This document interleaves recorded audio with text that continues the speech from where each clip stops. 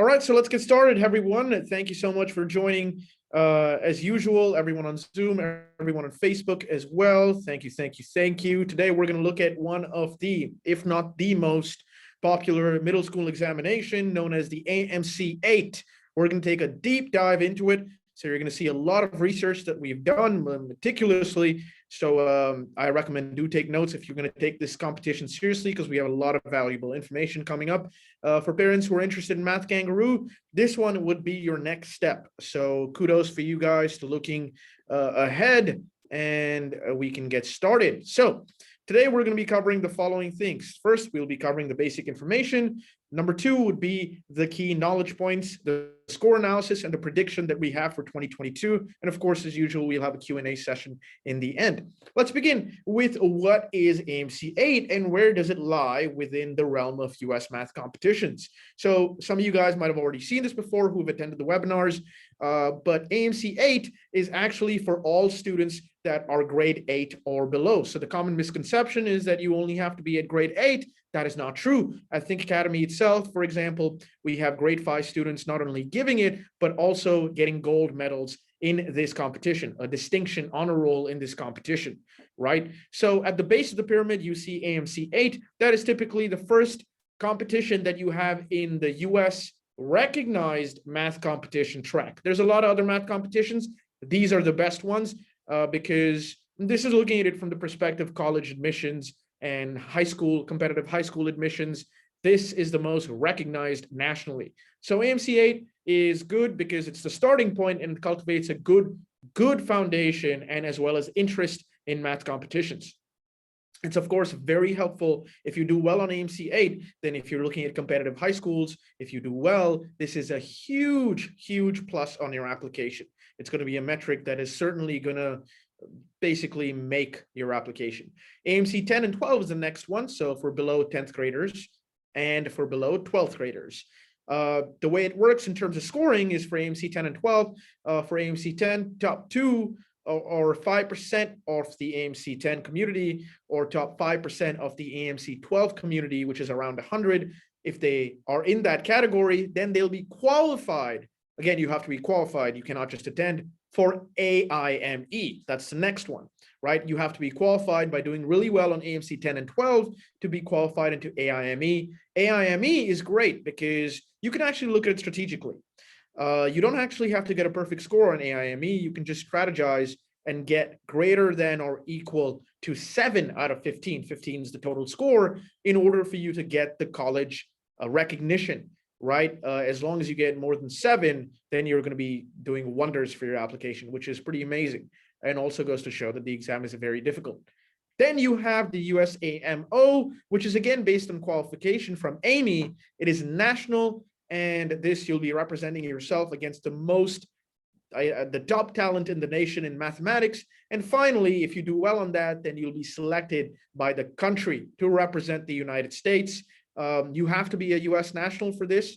The student has to be. And then you'll be representing the United States at an international level. If you even make it to the IMO, you're basically set in terms of college admissions into the Ivy Leagues.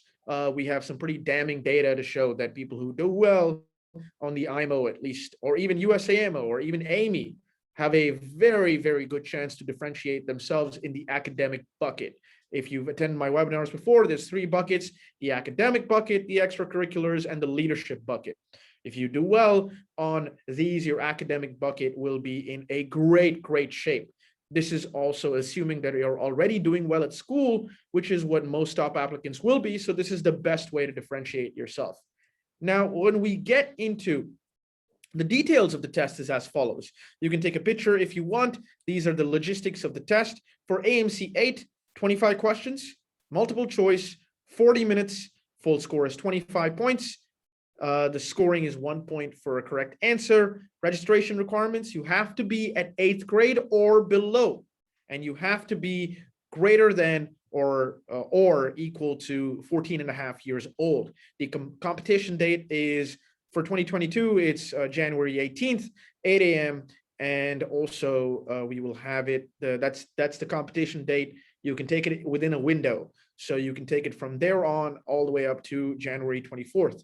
at a minute before midnight. So two main things that you should take away from this is that if you've done Math Kangaroo, you will notice it's a little different, right? What is similar is that the questions do increase progressively in difficulty. However, each question is weighted the same. So logically, you should think that your aim should be to treat each question equally, right? With respect, first question to the end. Every question is going to give you the same points. So you need to ace the easy questions and medium difficulty questions. Your goal shouldn't be, oh, let me break the hardest one. You might get a bit of self-confidence from that, and that's great that you can do that. But if you're just thinking it from a testing perspective, you need to make sure you're acing all of the easy ones and all the medium difficulty ones to even be considered in a solid score, right? That's usually what happens. They usually get all of the easy questions correct. For AMC 10 and 12, even though today's webinar is not focused on that, it is quite similar in terms of logistics. You can take a picture of it. As I said, if you want to advance into AME, you need to get the top 2.5% before AMC 10 or 5% before AMC 12. So AME is qualification that is based off your performance in AMC 10 or AMC 12. AMC 8 is separate from all of them. It's not connected, but I do recommend if you're taking math competitions seriously or you think this is a great extracurricular activity, then you need to take the AMC 8. That serves as your basis. You might be thinking, how is this extracurricular activity, Zubin? This is mathematics, as with every other thing that you talk about regarding mathematics. Well, competitions, fortunately, will be classified as extracurriculars, right? So it does help a lot. And it's a good way to save time, right? If you're already doing brilliant in math, then instead of, say, focusing 3 years on rowing, which you should do, which you should also have other normal extracurriculars that you're doing well in, but it saves time in that if you're already doing well at math, you should go on for competitions because it saves time and it carries great respect in two buckets, academic bucket as well as your extracurricular bucket. Now, let's go on to how the awards are done. You have 3 different awards: Distinguished Honor Roll, and Achievement Roll. Distinguished Honor Roll would be the top 2%. The Honor Roll would be the top 5%. And the Achievement Roll is very, very special because say you are a young kid. Of course, at a 5th grade level, you are not expected to do excellent at this competition, right? Even though you should be attempting it. But there is some sort of recognition for that, right? Say you get 15 points or more out of the 25, and you are a young kid, a 5th grader. Then for certain aged kids, you will be qualified for the Achievement Roll, which is amazing for a young kid. The Achievement Roll, there's only 8 in the world, for example, for last year. And I'm actually really proud to say that Think Academy has 4 of those 8. And the youngest student in the world to get this award was also from Think Academy at grade 1. So it is quite wonderful if you can crack this particular achievement, because it can go a long way, a long way. Okay, now let's look at the detailed analysis of the past performance. This is all of AMC 8, and over here you've shown different metrics. The most important ones I will highlight myself. When you look at the top 1% scoring, which is the Distinguished Honor Roll, not the top 2%, apologies, it is the top 1%. You will see that if you want to make the top 1% out of 25 total points, you need to get 21 or more, generally speaking. Each year it's a little different, but overall it is breaking the 21 window. Now, top 5%, you need to break 18. And one thing that you might be noticing is that the participation by total schools has reduced over the years. When you took a look at 2010, it increased from 2,000 schools all the way to 2015, where it became 2,500 schools. But then it's reduced to 1,400 schools last year. Can anyone guess why? Let's see. Why don't you put in the chat? Let's see who's got the correct guess. I'll give you a hint. It is the reason for everyone's problems nowadays. And also, it is the best excuse for everyone nowadays. Both things can be true. Any guesses? COVID. Very good. COVID, of course, with the schools being at halt and so many logistical issues happening, the participation by schools has gone down. But I would say the weight of the examination has stayed the same if you look at the college admissions data for who took the AMC series in and showcase that in their 2020 admissions. So the weight or the importance of the test is unwavered. It's still the same. And we do expect this number to go up quite significantly.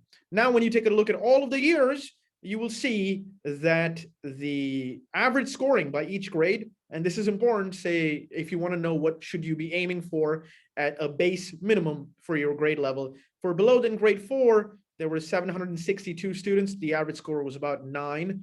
5, again, the score was about 9, even though 2,000 students took it at that grade level. For grade 6, it's again 9. Grade 7 and 8, naturally, obviously, is a little higher at the average score of 10.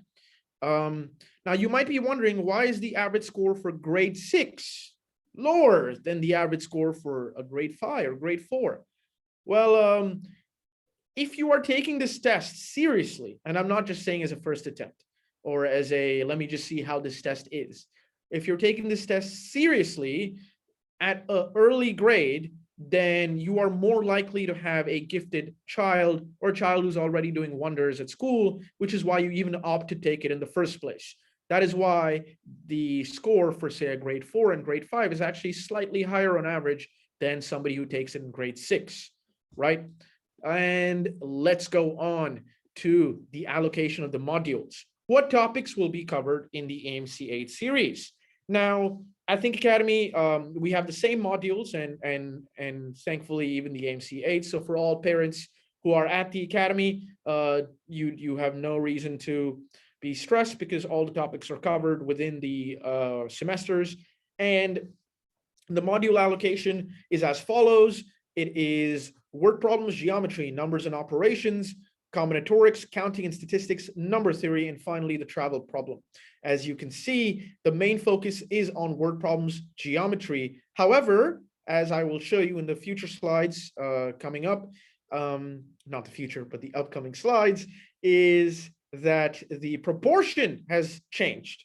Word problems and geometry still make up a majority of the test. However, that has gone down in recent years and has actually been replaced with a significant increase in counting and probability, even at lower grades. Yes, that is correct. Even at grade 5, and you will be expected to get a, will be expected to get to know probability, sorry. Got distracted there. Other modules have been consistent in allocation. So if you look at all the other modules besides number operations, geometry, word problems, you will also notice that all the other modules are there and they're equal in terms of their weight, right? So they are equally important. Will score 9 given achievement role. I will, yes, let me answer all your questions towards the end. I will answer all of them. So if you have any questions as I go through the presentation, just drop in and text me in the chat or to everyone else, no problem. I will answer everything in the end.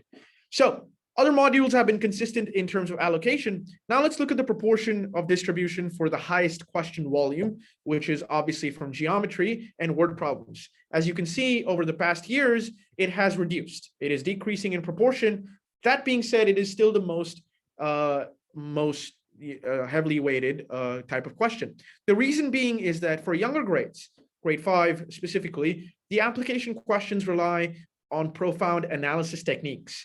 Now, the benefit of the doubt is given to the students that these are not developed completely till you reach grade 6 or 7.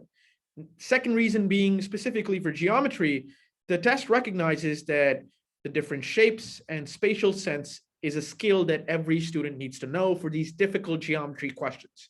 However, there are a limited number of basic shapes, right? You can have different combinations of shapes, but the original bank of shapes is still the same, which reduces the possibility of, I guess, innovation in questions. So those are the two reasons that the questions have reduced in their density, however, still being the majority of the questions for geometry and word problems.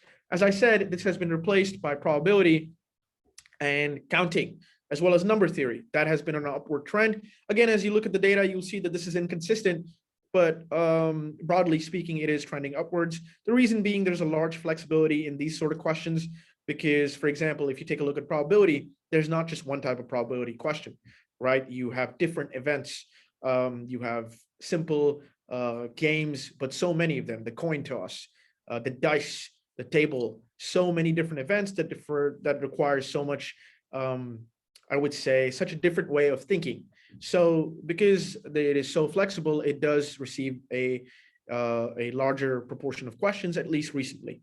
And finally, for the remaining questions, it's pretty it's pretty much consistent, right? As you can see, year on year, it changes, but overall, all the other modules, they are pretty much the same. So they might change each year. However, broadly speaking, they are going to be covered at the same rate. Let's get into the question types. Now that I've given you a deep analysis of what kind of topics to expect, I will tell you what exact questions should you be studying, what exact topics should you be looking at for each module. Now, for the word problem specifically and geometry, you need to have the Pythagorean theorem down. There have been 11 questions in the past 10 years.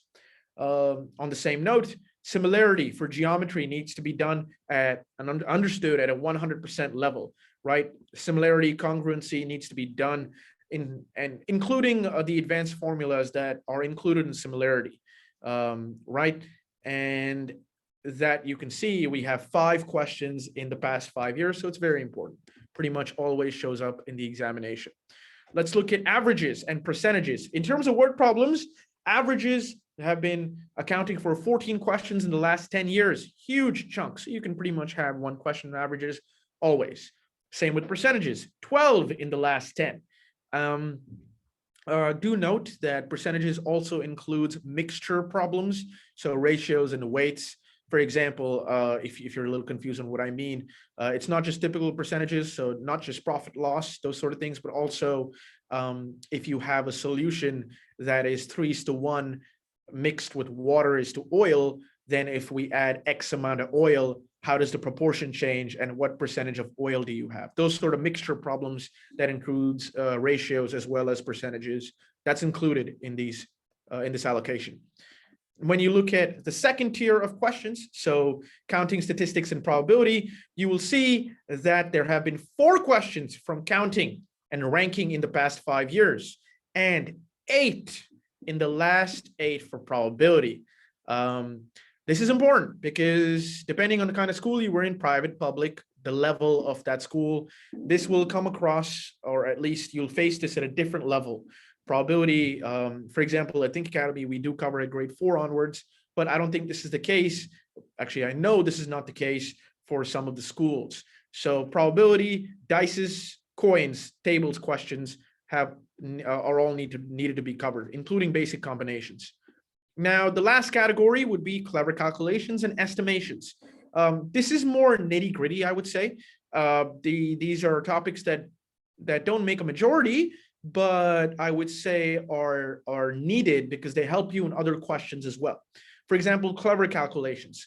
If you're given a problem like this, if you look at problem number 5, you can do this in multiple ways. However, if you don't have the ability to pair up certain numbers, right, make good pairs so you can optimize the speed and accuracy, then you will not be able to do it in time. The challenge of this question is to do this in time. It's not the difficulty, right? So it's going to test you on time. And for that, you need to have some clever calculation, not just blindly doing it from left to right. Or as I tell my students, don't think like a donkey. We are not going to be awarded for how much work we can put in. We're awarded for how smart we can do our work. Finally, on the same note, estimation as well.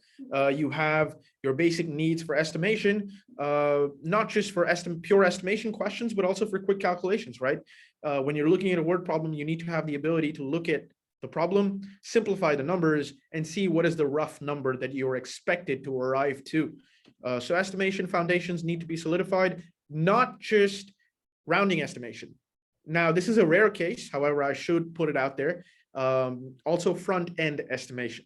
We cover this at the Academy, both of those at an early stage. However, I know for a fact that schools look at rounding only, and some schools don't even cover front-end estimation. So make sure you get both of those down. Similar to divisibility rules, at the Academy, we do cover divisibility rules all the way from 1 through the end. Now, one thing that is important to note is that all schools do cover divisibility rules, but the competition style questions do rely on more than just your basic rules. I'll give you an example. If you're given, how do we know? I'll give you an example of a question. Give me the largest number possible that is 4 digits and is divisible by 12. Now, if you want to do that, of course, there's different techniques. You have to start with 9 because it's the leading digit. But besides that, in terms of divisibility, because it's 12, you need to know that, okay, what is 12? 12 is 4 times 3. So I need to check the divisibility of 4 and 3, aka this number needs to satisfy the divisibility rules for 4 and 3. So make sure you do complex divisibility rules, not just your basic 3, 4, 5, right? And prime factorization, if you are at a lower grade, you might be encountering this. Hopefully you are. Get that down, because if you don't have a good foundation in this, then you will make silly mistakes as you go on. Sports competition. This is a good one because some students and some parents, shall I say, are not aware of this, right? You must be thinking, okay, I know geometry, I know word problems. What is sports competition? So if I had to classify it, it is a type of a word problem. However, it has a specific technique to solve that is less likely to be arrived through your usual methods in word problems, right? There's a special way of solving these questions. And besides sports competition, I would also include other categories like chicken and rabbit, age problems, although sports competition being the main one. These are word problems that have a very specific method of solving it. So because they're so niche, I have categorized them separately, also because they're covered pretty extensively, right? 6 in the past 8 years. Logical reasoning, 4 in the past 8 years. I cannot categorize logical reasoning. This is something that's innate and will be learned through your, I guess, your foundations in all the other modules. If you're doing well in all of those, then hopefully this is developing naturally, organically as well. Speed and time diagram. This is more rare, but I do feel the need to point it out because students often skip this because they don't think it is tested. It is. In 2019, we saw a speed, time, distance diagram. Most kids understand speed, distance, time, but make sure you throw in some graphs in there as well so that they are covered on all their bases. All right. We have the basic info. We've done the key knowledge points, and now we will be analyzing the scores. When you look at all of the past paper data from 2010 all the way through 2020, and you look at the percentage of accuracy that was obtained at each question. For example, in 2010, for question 1, 94% of the people got it correct. Then you have that through all of the years. Obviously, you can see a bunch of green, which is good accuracy on average, and then it slowly tones down to red, which is obviously the most difficult questions. Yes, it is obvious that the exam progresses in difficulty. So 2 important things about that. As I mentioned earlier, this is not like Math Kangaroo. You cannot just speed through the first few questions. In fact, your exam is going to be made or broken through the first 15 questions, right? Because they're easier and there's still 1 point. So you need to make sure first 15 are all correct. If that's possible, that should be your first target.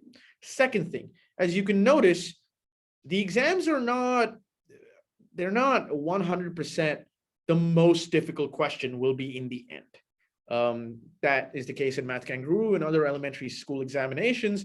However, for AMC 8, they'll throw you a curveball sometimes. The most difficult questions in red, which is less than 20% of the students got it right, are actually sometimes thrown in the middle, typically around question 15. And broadly speaking, they are shown in the last 5. So if you look at questions 20 through 25, the most difficult questions will show up within that range. So do not go into the test thinking of a basic idea of, oh, okay, I I know 25th question is going to be the hardest. My strategy is, say I'm hard on time. I want to make sure I get everything accurate in the beginning. So I'm going to take my time when I'm at question 20, because if you look at the data, you might be in a situation where question 20 is the most difficult question on the examination, right? Let's look at, for example, 2011. Question 23 was the most difficult. The last question was not even at a medium level. That was in the yellow, right? That was upper medium in terms of the difficulty. So don't think, okay, let me just skip the last few or any of those. If you're going for a very niche strategy, you need to raise the red flag as soon as you enter question 20. So questions progressively increase in difficulty, and don't just assume when you're basing your strategy off the last few questions. When you look at the average score and the rate of questions from 1 to 25 across the past 11 years, you will see three things. For you to excel in these questions, and I've listed all of the questions from 1 through 25, I've categorized 2 through 6 as the easy ones, 7 to 15 as mid-tier, and 16 to 25 as the high difficulty. If you look at these questions, there are certain trends in that the difficulty level is consistent in these groups. The first category, the simple questions. You need a solid foundation at school. This is your in-school work. Are you at a 100% level with your foundations? For 7 through 15, however, you need external help. Now, that doesn't mean you have to go to an advancement academy, such as Think Academy or whatnot. Whatever method you're using, good, well and good. There's plenty of resources, but make sure you do more than just what the school is providing you, because there are plenty of techniques, strategies that you will need to know to solve specific problems. For example, when I was looking at word problems and what are the most popular questions, I gave an example of sports competitions. This is not something that's going to be covered in school. And out of the last 8 years, approximately 6 questions popped up, right? Or even more. So you need to have techniques outside of school, do it online, do it through a teacher, whatever you're doing, you need to work beyond school. 16 through 25 does demand an innate ability or a high sense of logical reasoning. So that doesn't mean that all is doom and gloom. Of course, everything can be worked on, especially if you're weak for the harder questions. You need to practice, because this is something that's on yourself. First category is on the school, second one is external, and the third one is just by yourself. So when we look at the easy questions, as I said, I've categorized simple, medium, and difficult, and I'll give you tips based on that. For simple questions, like I said, your focus needs to be to ace all of them, right? Everyone's 1 point, everyone is the same weight. More than 60% of the students get it correct. 18% of the past paper questions are categorized as simple, right? That amounts to about 4 to 5 questions on average belong to the simple questions, specifically numbers and operations or word problems. For you to ace this, there's no need to spend extra time. Past paper questions will suffice. You don't have to do anything more than that. As long as you cover the past papers, you'll be done with the simple questions. And aim for 100% accuracy on numbers and operations and word problems. These are simple questions to get. Each question needs to be taken with respect. Ace the easy questions. Let's go on to the middle questions, the mid-tier. 20 to 60% of the students will get this correct, which amounts to about 185 questions in the past 275 if you look at the last 11 years. So approximately 67% has fallen in the mid-tier category. So again, with a heavier proportion of word problems and geometry. The best thing I can tell you for this is that because it's so evenly distributed in terms of the modules and the knowledge points you need to know, you have to understand every module. The problem is that some parents, unfortunately, strategize pretty, I would say, pretty carelessly on this test. They employ these bizarre strategies that they think because they're so bizarre, like it may be a high risk, high reward situation, I guess, but they're not. They're just not. For example, if you're at grade 5, you want to make sure you are acing the test at grade 5. That's your goal. Given that goal, you say, okay, let me skip combinations, right? Grade 5, it's a little difficult to do combinatorics. That is not going to work out, right? Let me skip counting and statistics. Every module, just because I've given you a percentage, doesn't mean that it doesn't showcase itself in another module, right? This isn't like, okay, it is going to be based on geometry, so it's only going to be geometry. Nope, you're going to have sequence and series inside. You're going to have pattern recognition inside. You're going to have an element of logical reasoning inside. So for medium questions, do not just skip a module. Make sure you cover all your bases, right? And when you look at the difficult questions, under 20% get it correct. 40 in the past 11 years, which averages about 3 to 5 questions per test. Geometry will make up the largest proportion for the difficult questions. Why? Because they are flexible and strategic, right? You need to be having this sense of flexibility and strategy when you're doing these questions. You cannot have to set one method that you use for every difficult question. You cannot say, okay, I'm good at trial and error. Let me reverse engineer this problem, see what works. It's worked for me in the medium questions. It's going to work again. No, every question has a different technique, a different strategy. So be prepared to use a bunch of different methods that you've employed in your practice, hopefully, so you can ace these questions.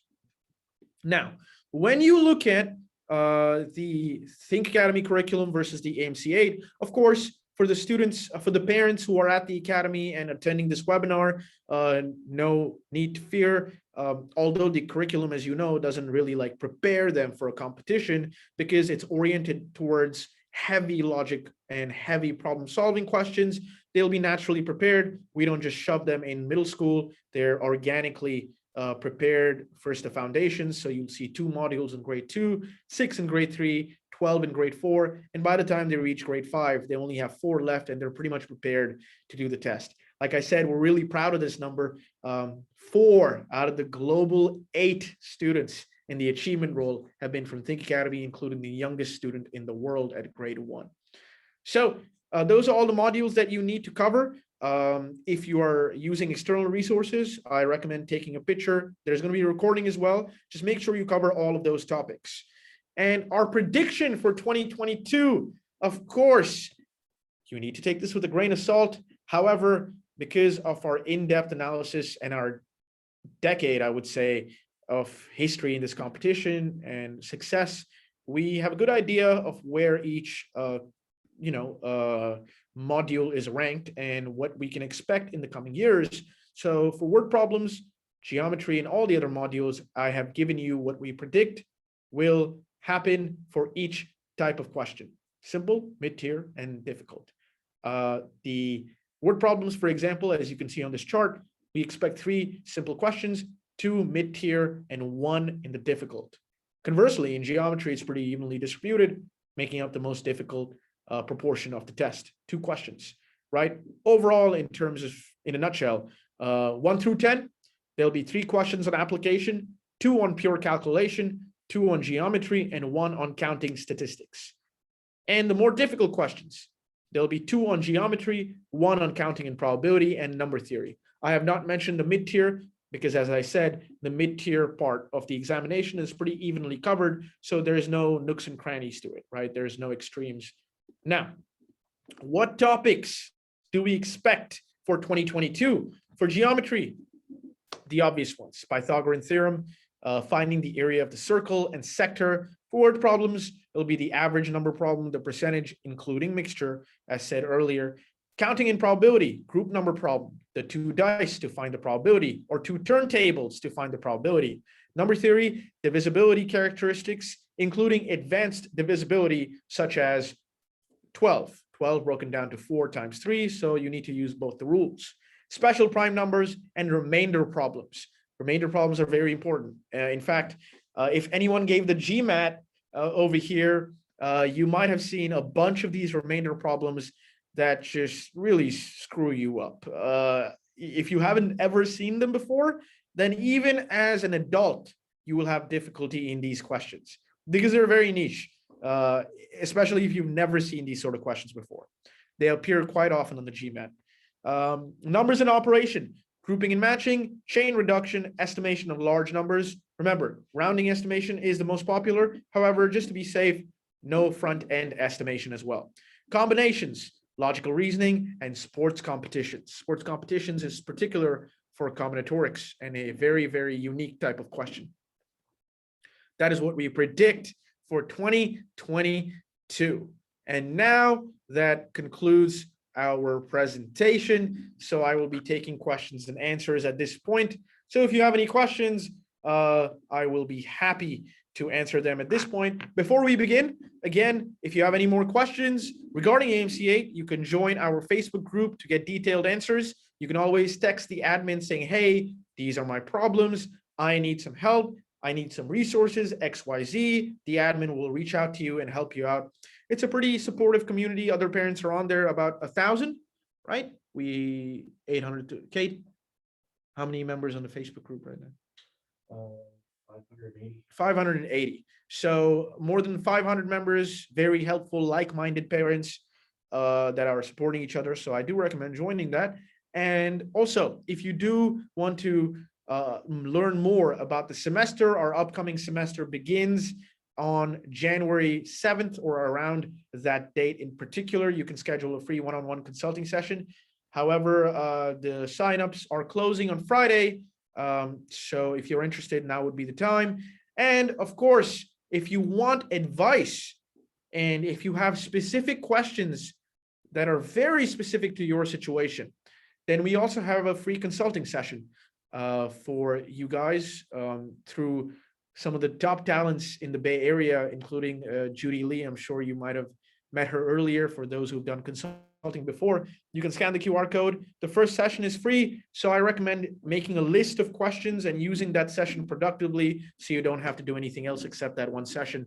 So scan the QR code in the middle for the consulting, on the right for the evaluation, and on the left to join the AMC 8 Facebook group. And now we will be taking questions.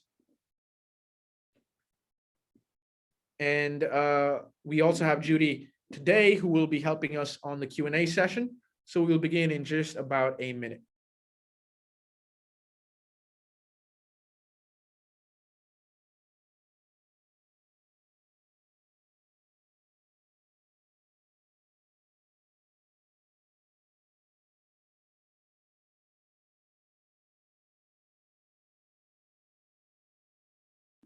Okay, let's answer some of the questions.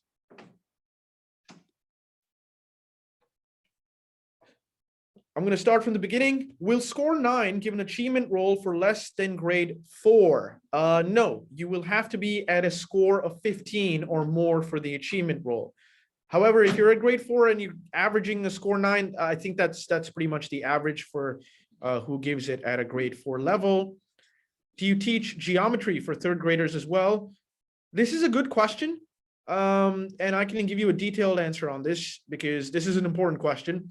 Now, this is what we believe for certain topics like geometry, they have to be introduced at an earlier stage.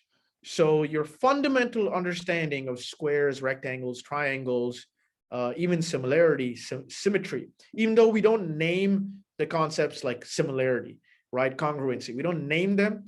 These properties are studied through observations at a much early age so that they get comfortable with shapes very early. So actual geometry, wherein you're doing advanced concepts, will begin at grade 3.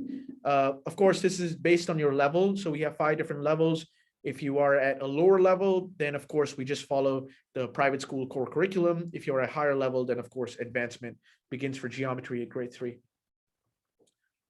Can students participate in this exam only if their schools participates? No, you can participate yourself, no problem. Also, do you do online classes? Yes, we do. Are you asking me specific to AMC 8 or in general? So I'll answer both. The answer is yes for both. We do have like small boot camps for AMC 8 and Math Kangaroo. However, our spring semester, which is our semester curriculum, does cover all these concepts. As I showed earlier, I can actually go back to the chart so you can see. We don't specifically prep them for the test because that's not the goal of the spring semester or the semester curriculum, but we have a curriculum that's stemmed or based off the top private school core curriculum. So we have relationships with the best schools in the Bay, and we incorporate the curriculum of the best private schools to serve as our foundation. And then we try to orient it towards more logic-heavy questions that often include American Math Contest and other major competitions. So they're just naturally prepared. They don't need anything else. But if you're looking for something very, very specific to AMC 8, we do have boot camps as well. Any other questions regarding the competition?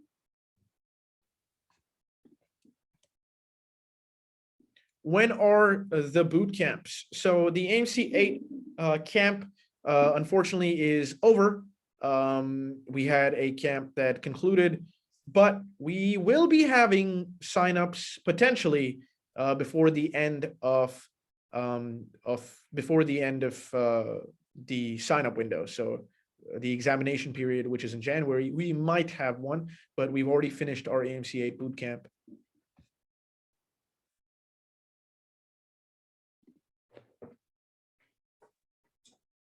The boot camp, I do believe it's about 3 weeks or longer. Again, like I said, it is over, however, but we might host another one. My son's school does not participate in AMC 8 competition. Can he still register for January test? Yes, you can. Yes, you can.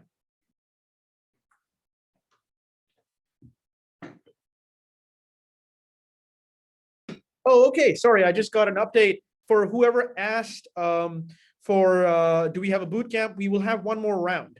So if you're on my WhatsApp group or you're part of the Facebook group, that will be announced in both the groups. So I recommend being part of one of them so you get a notification of when we do that. I can go back to the Q&A page. So scan one of them. I don't have the WhatsApp on here, but I do believe most of the parents are in the WhatsApp group. But you can join the AMC 8 group on Facebook to the left. You'll receive a notification there as well. How much is the price for the boot camp? At the top of my head, I can find out for you. So just give me a second. And just give me a second. Let me just figure that out for you and answer all the other questions. Does Think Academy have its own book or workbook for AMC 8? We have our own book. So our curriculum is our own curriculum. Like I said, we take influence from the top private schools that serves as the foundation. So basics, the properties, the foundation is off the private school core curriculum. And then most of it is oriented towards logic-heavy questions. So that pretty much prepares all the students for any competitive level math. And for the boot camp, of course, we have our own curriculum as well. All our curriculum is our own. How much is the price for the boot camp? I will get back to you regarding that in just a second. Could I please get more details of the boot camp and the WhatsApp group? Sure. I can text the link to the WhatsApp group. I can text the link right here in the chat. Okay, just give me a second. Let me just text it in the chat for you.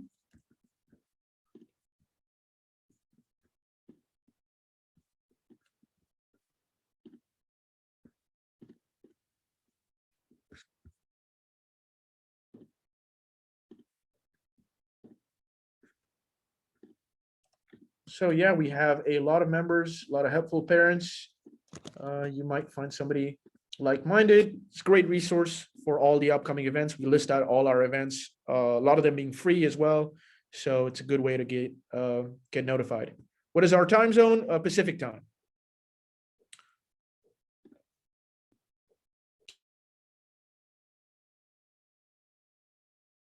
Yes, so we have an answer on the price and the dates. Apologies, everyone. The boot camp is over, but the second round, the date is yet to be decided, and so is the price.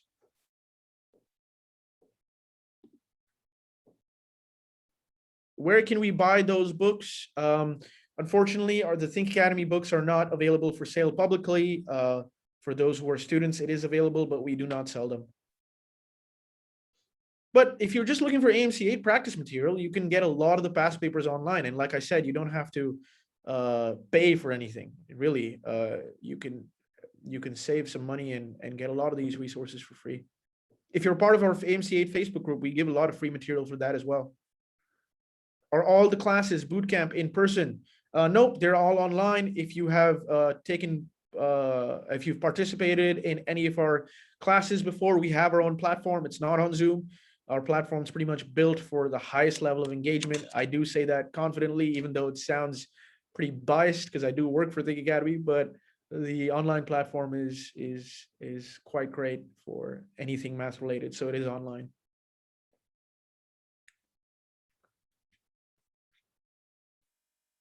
What date is the AMC 8 in January? Sure. Let me show you that slide. I can go back to the logistics slide and you can take a picture of all of that. Will the questions be in the same pattern every year? As I've gone through the entire presentation, there's a very predictable trend for most categories of questions. Like, for example, when I went through this, I showed you in Pythagorean theorem 11 in the past 10, similarity 5 in the past 5. So a lot of the questions, I would say at least 50% of the examinations is very easy to predict, which means 50% of the examination should be very easy to ace on if we are practicing.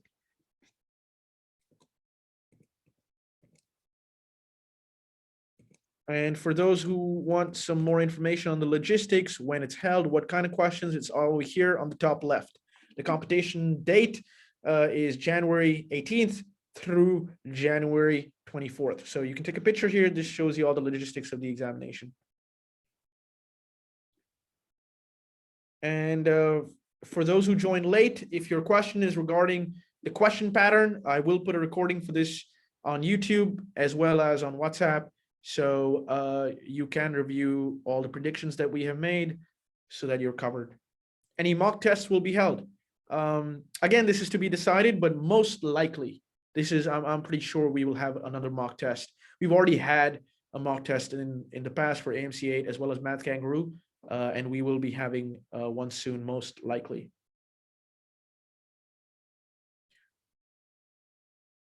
Do you teach Pythagorean theorem for the third graders at the highest level at Think Academy? I do believe so. The highest level is for ACE. So it's enhancement, advancement, mastery, and ACE. I don't want to confuse you with jargon, but ACE is kids who are ready for competitions. These include students, like I said, there's 8 students who have got the achievement role. 4 of those are at Think Academy in the world, and the one that was the youngest is also at Think Academy in grade 1. Of course, thank you for attending.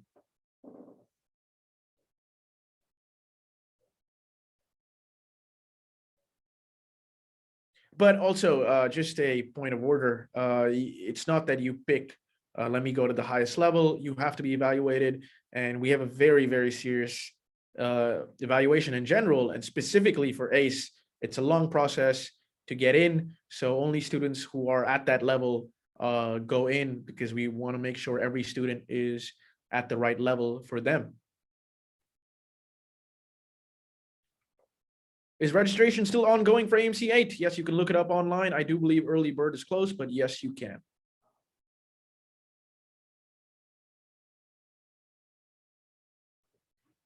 No worries at all. Thank you for attending. Does anyone have any questions? I can take another question. Okay, if we take the AMC 8 test within Think Academy, we will be able to choose any test time between those dates. Yeah, it's an online test and you have a window to take it. It's different from Math Kangaroo, in which you have a certain time you have to take it, but you have a certain window. The specific times are, you have to look it up online, but you have a window. What kind of evaluation is done in general for the highest level at Think Academy? So you have a normal evaluation to see what level the student is at. If they are, have completely,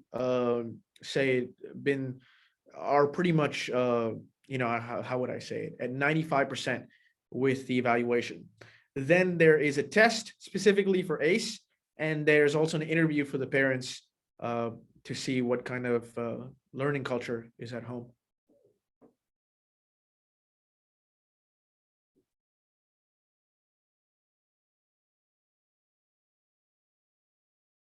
Okay, all right. And okay, if you have any other questions, you can visit Facebook or WhatsApp.